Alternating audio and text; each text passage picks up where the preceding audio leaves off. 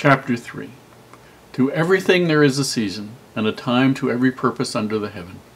A time to be born, and a time to die. A time to plant, and a time to pluck up that which is planted. A time to kill, and a time to heal. A time to break down, and a time to build up. A time to weep, and a time to laugh. A time to mourn, and a time to dance. A time to cast away stones, and a time to gather stones together. A time to embrace, and a time to refrain from embracing. A time to get, and a time to lose. A time to keep, and a time to cast away. A time to rend, and a time to sow. A time to keep silence, and a time to speak. A time to love, and a time to hate. A time of war, and a time of peace. What profit hath he that worketh in that wherein he laboureth? I have seen the travail which God hath given to the sons of men to be exercised in it. He hath made everything beautiful in his time. Also he hath set the world in her heart, so that no man can find out the work that God maketh from the beginning to the end. I know that there is no good in them, but for a man to rejoice, and to do good in his life.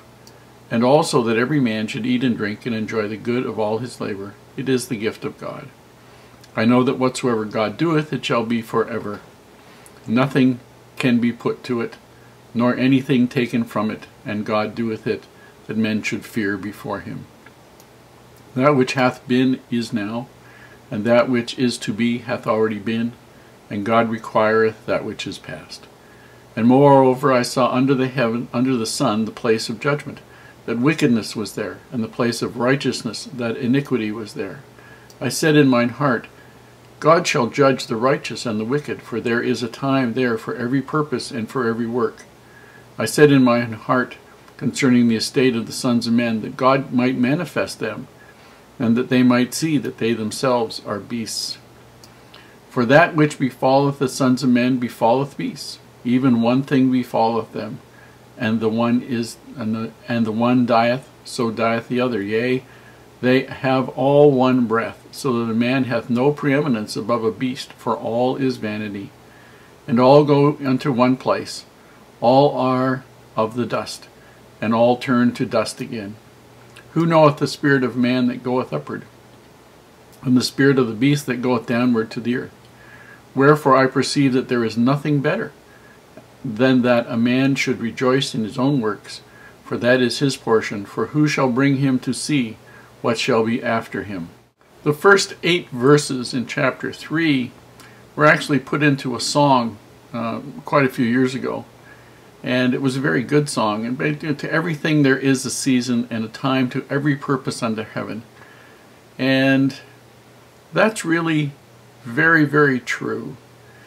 All of those times that basically are listed here, a time to rend, a time to sow, time to keep silence, time to speak, they're all very good. The only thing to remember is sometimes we might be a little reluctant to do something that needs to be done because somebody else needs it done.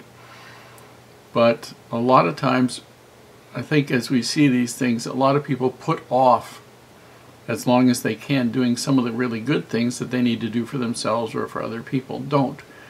If it's time to do something, it's time to do it, and do the very best you can. Don't worry about not doing it necessarily perfectly. Sometimes people need your effort, not the perfection that you can do 20 years later.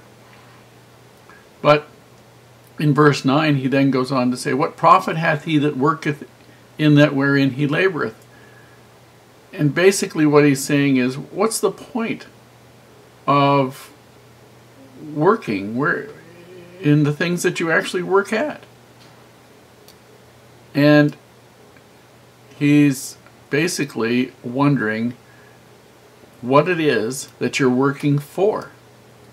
Also that every man should eat and drink and enjoy the good of all his labor. It is the gift of God. Verse 13, he says. So basically, but you know, is there nothing? He's asking the question by saying, is there nothing more than just eating and drinking, and you know, enjoying the fact that you did some good work? Again, verse 16, and moreover I saw under the sun, worldly circumstances, the place of judgment. The wickedness was there, and that the place of righteousness, that iniquity was there. Now this doesn't mean that in an eternal spiritual concept that where there was judgment there was wickedness, but from a worldly point of view, when there is judgment, there will be some people there who will be wicked, and there will be some people who are righteous. And they will all be being judged. Not that the judgment will be the same, but that every man will be judged.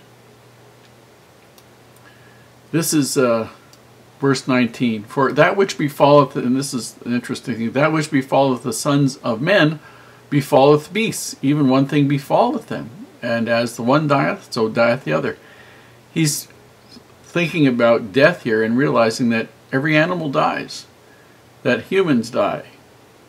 And basically saying that there's, in verse 19, so that a man hath no preeminence above a beast, for all is vanity. All go into one place. No, we don't think so. And all are of the dust, and all turn to dust again. Interesting thoughts. But again, this is the preacher. This is him asking the question by stating negative sorts of things and trying to stimulate thought processes. Is this really what I believe? Is this really what I think? Is this really how things are? This is what you need to ask yourself as we go through each of these chapters.